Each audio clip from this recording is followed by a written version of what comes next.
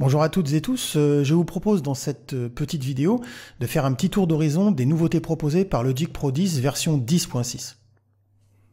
Alors, premier détail qu'il faudra prendre en considération, cette version ne sera disponible qu'aux utilisateurs de Catalina Minimum ou plus. Vous serez peut-être passé devant sans y prêter attention, mais sachez que le logo de Logic a changé. On avait celui-ci auparavant, et là, pour une raison qui m'échappe d'ailleurs, le logo a changé. Parmi les guides d'initiation, Apple a également rajouté un didacticiel dédié au Drum Machine Designer, qu'on peut voir juste ici, ce qui pourrait être intéressant d'ailleurs pour certains utilisateurs novices, afin de pouvoir découvrir les différentes possibilités qu'offre certains éléments de notre logiciel préféré. Cette version 10.6 propose également une toute nouvelle version de Logic Remote qui vous permettra de contrôler le Step Sequencer de Logic Pro 10.6 via un iPhone ou un iPad. Alors, notez au passage qu'il sera également possible désormais d'ouvrir le Step Sequencer dans une fenêtre flottante en lui assignant un raccourci. Pour ce faire, il vous faudra aller dans le menu Logic, raccourci clavier, modifier. Et ici, tapez ouvrir, hop, je vais remonter, ouvrir le ouvrir séquenceur, je ne me souviens jamais, ouvrir le séquenceur pas à pas, voilà. Quand je clique dessus, on voit que je n'ai pas de raccourci qui lui est assigné, donc il suffira tout simplement de cliquer sur le bouton apprendre par nom de touche et d'utiliser le raccourci qui vous plaira. Ici pour l'exemple, je vais prendre le raccourci Pomme Alt CTRL W. Ah, il est déjà Pomme Alt CTRL W, pardon. Et je vais pouvoir ainsi, en sortant de cette fenêtre-là, utiliser mon raccourci Pomme Alt CTRL W, ouvrir mon Step Sequencer dans une fenêtre volante.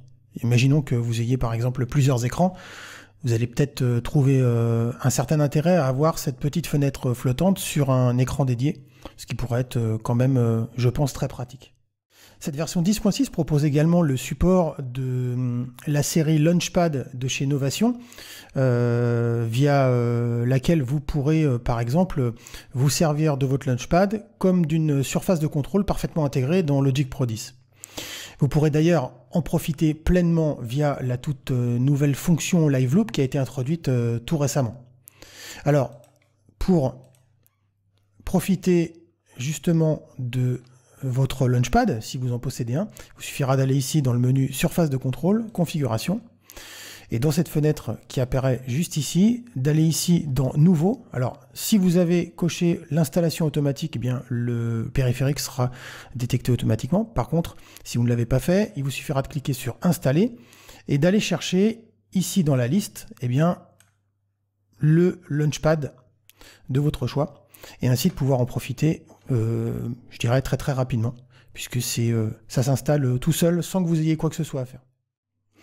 Dans les préférences de Logic, on retrouve une autre petite option intéressante qui concerne les couleurs de région.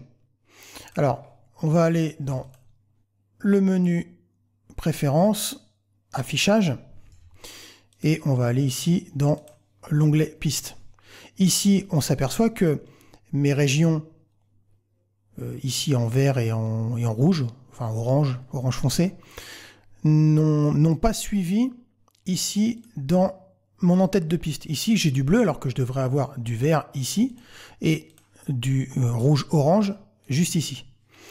Eh bien, Apple a eu la très bonne idée ici de rajouter une option qui s'appelle couleur de région et qui, par défaut, est sur individuel, mais si vous, alors je vais me décaler pour que vous puissiez voir un peu mieux, si vous changez ici l'option et que vous la passez sur identique à la piste, regardez, hop, mes couleurs de région suivent ici mes couleurs d'en-tête de piste. Je trouve ça très très pratique et ça a l'air tout bête, mais ça va permettre justement de gagner en qualité de workflow.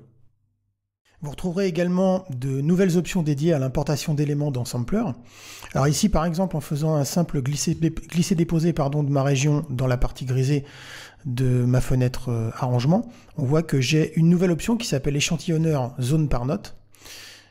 Et qu'en glissant aussi une région dans le haut de la fenêtre de Sampler, j'ai deux nouvelles options qui sont apparues. Alors ici, Zone per File, Split at Silence, et dans la version optimisée, Zone per File et Zone per Note. Alors on notera évidemment que, comme d'habitude, il y a toujours quelques coquilles de traduction. Hein. Ça, c'est inhérent, je dirais, à toutes les mises à jour. Mais bon, on va espérer que les choses se corrigent dans un futur plus ou moins proche. Notez également que quelques patchs supplémentaires ont été ajoutés. Alors bon, ça fera toujours ça en plus dans notre arsenal de sonorités dans Logic, mais sachez qu'il faudra aller les télécharger en allant dans Logic Pro, bibliothèque de sons, et télécharger les sons disponibles ou ouvrir le gestionnaire de bibliothèque de sons pour pouvoir aller chercher ce qui vous intéresse. Pour finir, sachez que de nombreuses corrections de bugs ont été apportées, donc si vous avez rencontré des soucis avec la version précédente, je vous encourage fortement à tester cette mise à jour en version 10.6 car elle pourrait bien corriger les soucis malencontreux que vous avez pu rencontrer jusqu'à maintenant. Dernier élément, sachez que la mise à jour est gratuite, mais que je vous encourage à faire une sauvegarde de votre application Logic Pro 10 qui se trouve dans votre dossier application avant de faire votre mise à jour. C'est toujours pratique lorsqu'on rencontre des soucis et que l'on souhaite revenir en arrière. Voilà pour cette petite vidéo, j'espère qu'elle vous aura plu et je vous dis à très bientôt pour de nouvelles vidéos.